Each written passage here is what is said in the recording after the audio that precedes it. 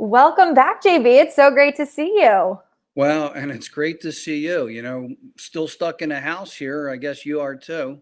Still stuck in the house, but I feel like we're finally starting to come out of our caves, if you will. But did you notice how slowly you said that? I don't want to jinx anything. I Yes. don't I don't want to mess up some good juju that we have going right now. Yeah. So I say things very delicately because although we're starting to get back into somewhat of a new normal again. It is a new normal. And you know what? I don't like new normal. I would Uh-huh. just like today Today. because, as I've probably said before, it's a very liquid situation. A fluid situation is a better way of saying it. And Mm-hmm. there's so many balls in the air right now, not only with the COVID, but the social unrest and things of that sort that's going on. Mm-hmm. It's going to keep changing. Absolutely, absolutely. And I think that's the perfect way to introduce the title for this week's live stream, which is The Unexpected Pause, Reopening Your Shop. Because we are, as a nation right now, moving forward with, getting back on the road, getting businesses back open. But there's a lot of things that we need to pay attention to. And there's a lot of things that we've done in this slower time that we need to continue doing to be the best we can for all of our customers. Exactly. The number one thing, don't drop your guard. And what I mean by that is whatever methods that you put in for containing COVID and keeping yourself from getting contaminated, your customers handle, don't stop. Because here's the thing, even I have realized that I'm getting a little sloppy too. We had craziness here last week, and we had all sorts of tree people here because one of my trees fell in the neighbor's house. And I found myself out there talking to people with no mask on.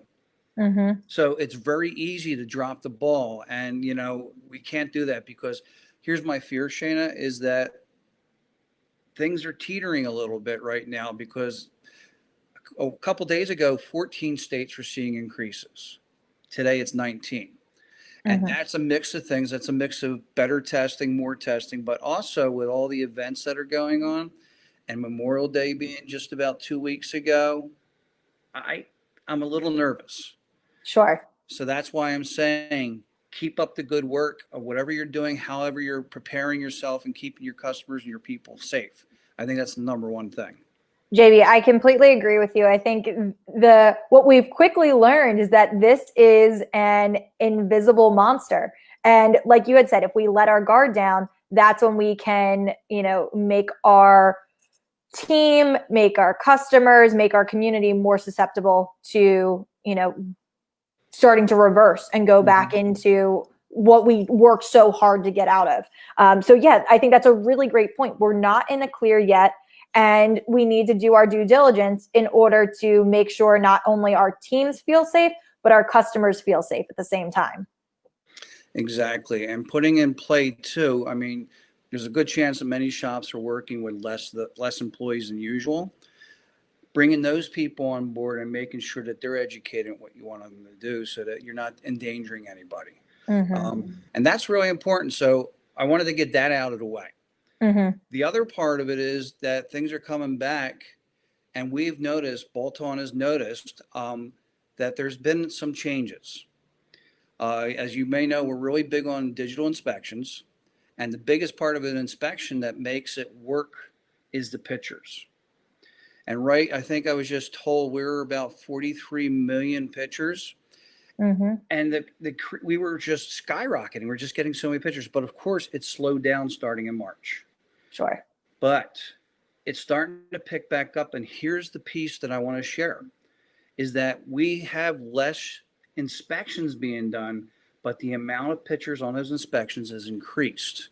And Mm-hmm. what that means in the long run is that shops are taking that unexpected pause. They're putting in ideas, they're putting in methods or ways of changing the way they do service. And now they're taking a slower look at the car and a better inspection. And the statistics that we see on a regular basis is more pictures, more money, a better ARO. Mm-hmm. So if that happened and you're getting busier, slow down. Exactly. I think that's a key point because it's how thorough will you be when time is not of the essence? And Mm-hmm. that's really what shops had to experiment with this time. So, and I think I want to revert back to another point that you said as well. You're starting to bring more of your team back. So as you're bringing more of your team back, that means there's more hands available to do some of this work, especially if you had to furlough some people, if you had to lay off some people. As you're starting to get busier, Mm-hmm. make sure that you're not, losing any of the quality of the work that you're doing because you just set a new bar for yourself. When you had customers coming in during this slow time, they're going to expect this new level of service and this new level of education when they come into the shop. So don't disappoint them.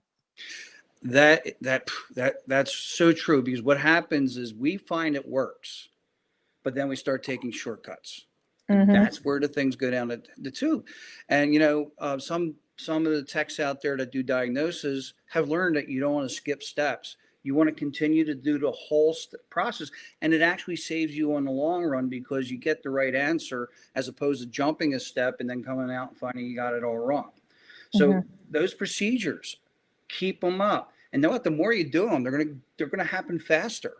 Mm-hmm. All right, but you're still going to get that quality, and make sure anyone that you're bringing on board, that you bring them in on that same idea. Hey, we discovered that more pictures works, so Mm-hmm. I want 12 to 14 pictures on every inspection. Mm-hmm. And Shayna, 12 to 14 across the states, the United States, that seems to be the magic number. Though some states are a Mm-hmm. little higher, some are a little, but 12 to 14 pictures on inspection of good, bad, and ugly is what brings it together. Absolutely. And I would be interested for the people that are watching us live and the people that are going to be tuning in to this recording, let us know what you've noticed. Have you been using digital vehicle inspections and really taking advantage of educating your customers with pictures, videos, notes? Have you seen an increase in your average repair order? We would love to hear from all of our shop owners that are currently using our digital vehicle inspections what it is that they've seen. Has it been a big difference? Have they not seen a difference at all? There's stories that we hear from all of our shop owners. Like we had said, these are the biggest trends that we're seeing, Mm-hmm. but we want to hear exactly what it is that you're seeing in your shop. So feel free, make sure you're leaving comments, let us know so that way we can, respond, get some good feedback, get some good testimonials, and be able to better understand what these shops are seeing on a day-to-day basis. And you know what? Since you're putting the question out there, how about a couple more that I would like some people to answer? I love What it. are you, Let's go for it. what are you doing with weights? You got to think about 6 feet, mask, the whole 10 yards, your waiting area, your service desk. All this has now got to be monitored and taken care of. What are you doing with weights? In Mm-hmm. my opinion, weights are a no-no right now. But again, I want to see what you folks are doing. And I admit it, I'm not in the field like you are. I haven't been on the road, especially with all this going on. But in many of the shops I'm in, weights are big. So how are you handling them? Are you still having them? Are you spreading your customers out with appointments? Think about this. No morning rush. You don't want 10 people standing there all wanting to get rid of at once. You want to start telling them 9, 9:15, 9:30, and bring them in bunches, or not Mm-hmm. bunches, I'm trying to say, but stay great. I can't even talk today. Geez Louise. But anyway, the point being is, what are you doing differently? What did you discover? Please let us know, because we'd love to share it. And if there's any questions, let us know. Mm-hmm.